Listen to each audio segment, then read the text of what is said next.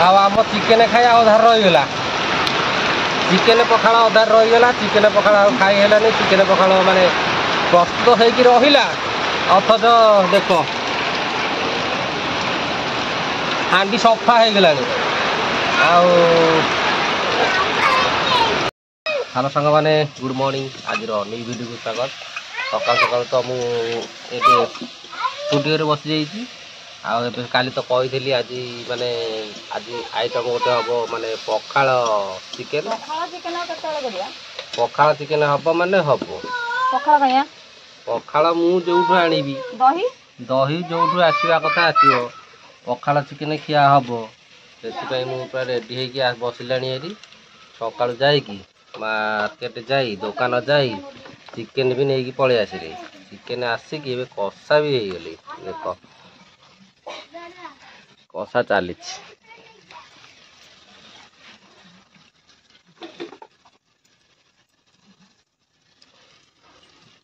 Chicken कषा सका आमर हो गला आरंभ आबे चिकेन से धुआ अच्छी पानी पकई कौन चिकेन रखीचु पानी भिड़दब काढ़ीदे आबे चिकेन कषा चली कषा कषि पियाज मसला कषा चली कषा सैले पखाड़ खिया आज है पखाड़ चिकेन जेहेतु कुणिया जाना कुणिया आज 12टा अच्छी शुक्रवार तेणुक कुणिया नहीं जाइली कुणिया खाई जी काल तो गुरुवार होता आमर कई आइस खाइले आज शुक्रवार अच्छी तेणुक आइस खिया हे से सका सका चिकेन पखाड़ हो गला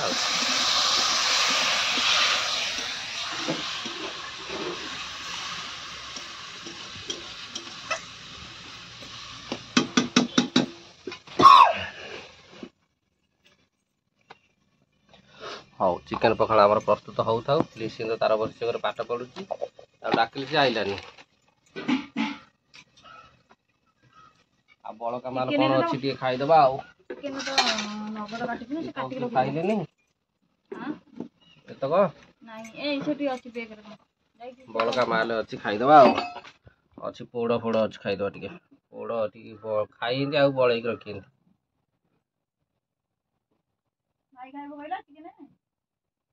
पचार आइस सर पुणी शुद्धि हेबी हिंपा हम पुणी आम रोसे कर आइलो अरे नंगा पेंट शर्ट पिंधे पिंधे पिंधे नदी को पिंधे देबो पिंडी के आसे तू पिंधा मु पिंधे ना पिंधा रोई साड़ी जा ना सकाळ कम पोड़ी के प्राणी मसला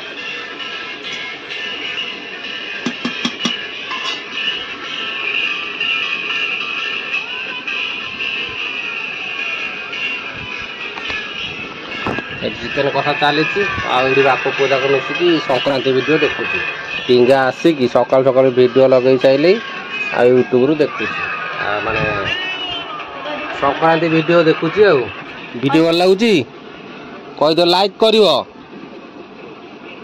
कह पार्टी लाइक कर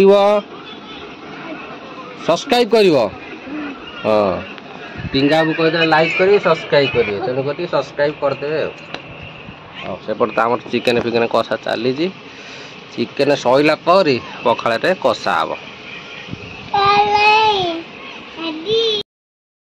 ना लो जमा माग ना जमा दबनी रेजे नहीं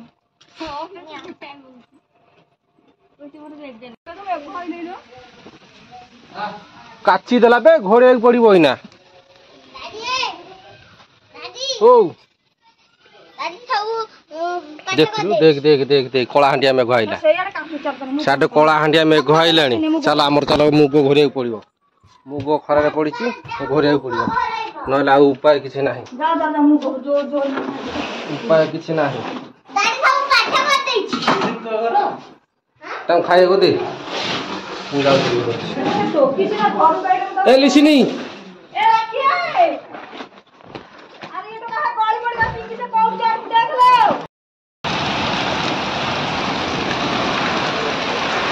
आम चिकेन खाई अधार रहीगला ଚିକେନ ପଖାଳ ଅଧାରେ ରହିଗଲା। ଚିକେନ ପଖାଳ ଆଉ ଖାଇ ହେଲାନି। ଚିକେନ ପଖାଳ ମାନେ ପ୍ରସ୍ତୁତ ହେଇକି ରହିଲା, ଅଥଚ ଦେଖ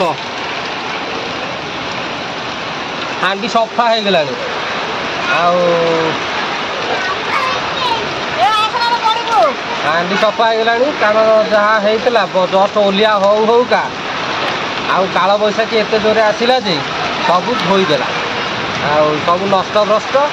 ଆଉ ଯାହା ଯେମିତି ହେଇଥିଲା ଅଳ୍ପ ଅଳ୍ପ ସବୁ ଆମର କୁଣିଆ ଖାଇଲେ। ଆଉ ମୋ ପାଳି ଅଛି ଯାହା ହବ। ଆଉ ମୁଁ ତ ଆଇଁଷ ଖାଉନି, ଆଉ କ'ଣ କରିବା? ମୁଁ କହିଦେଲି ଖାଲି ଖାଇବେଲି, ମୁଁ ଖାଉନି। ତେଣୁକରି ଟିକେ ସରପ୍ରାଇଜ୍ ରହିଗଲା।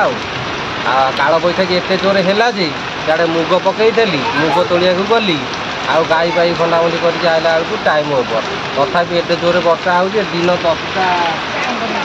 10ଟା 15 ହେଇଛି, ଅତି ସନ୍ଧ୍ୟା 5ଟା ସେଇଭଳିଆ ସମୟ ହେଇଗଲା। ପ୍ରବଳ ବର୍ଷା ତ ଯେହେତୁ କାଚୁଛି, ପ୍ରବଳ ବର୍ଷା କାଚୁଛି। ବର୍ଷାରେ ଆମ ଦୁଆର ଘର ସବୁ ଓଦା। ଆଉ ବରଫ ଟିକେ ଟିକେ ପଡ଼ୁଥିଲା। ବରଫ ବର୍ଷା ହେଇଗଲା, ବରଫ ଟିକେ ଟିକେ ପଡ଼ୁଥିଲା। ଆଉ ତଥାପି କୁଆପଥର ସରିଗଲା। ଏତେ ଜୋରେ ବର୍ଷା ହେଲା ଯେ ଆଉ ଟାଇମ୍ ହିଁ ପାଇଲୁନି କ'ଣ କରିବୁ କ'ଣ ନାହିଁ। ଆଉ ସବୁ ତ ପୁରା ଏତେ ଜୋରେ ଆଇଲା ଯେ ସିଆଡ଼େ ଯାଇକି ମୁଗ ଫୁଗ ଘାଣ୍ଟିଦେଲି, ଗୋଟିଆ ଗୋଟି କରିକି ସବୁ ନଦା ନଦୀ କରି ଜରି ଘୋରିଆ ଘୋରି କରିକି ଆଇଲି।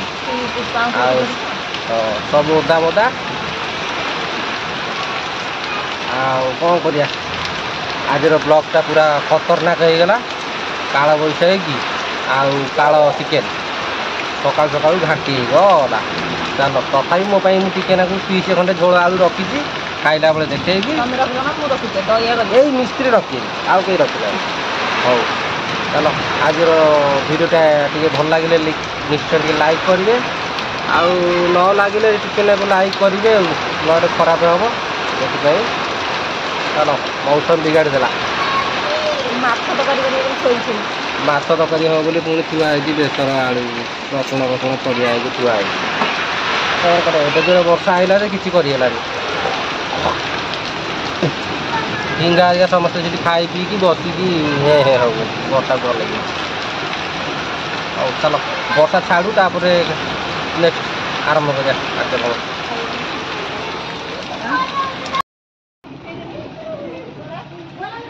ହଉ, ଏଇଟା ମୋର ଚିକେନ୍ ଆରମ୍ଭ ହେଇଗଲା। ଚିକେନ୍ ପଖାଳ ହେଇଥାନ୍ତା, ଯାହା ଚିକେନ୍ ହେଇଗଲା।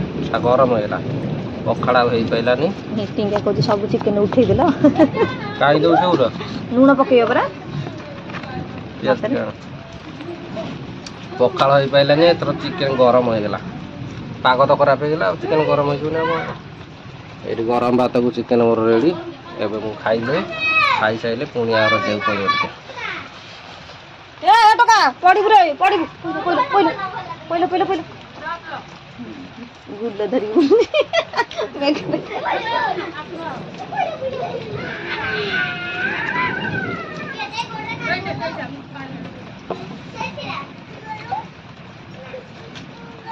ତୁ ଦୌଡ଼ିଲୁ, ଦେଖିଆ ପୁରସ୍କାର ଦିଆହବ।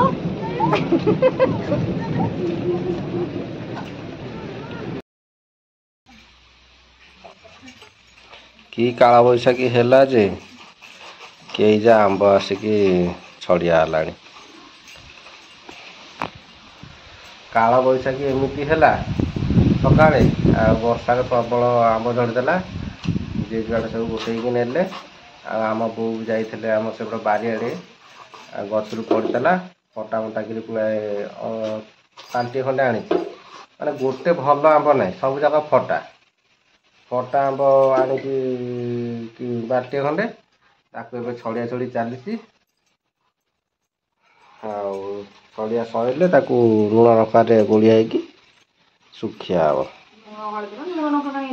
ଲୁଣ ପାଣିରେ ପଡ଼ିକି ଶୁଖିଆ ହେବ। ପଡ଼ିକି ବତୁରା ହେଲେ ତାପରେ ଶୁଖିଆ ହେବ। ଶୁଖିଆ ହେଲେ ତାପରେ ଆମ୍ବୁଲ ହେବ।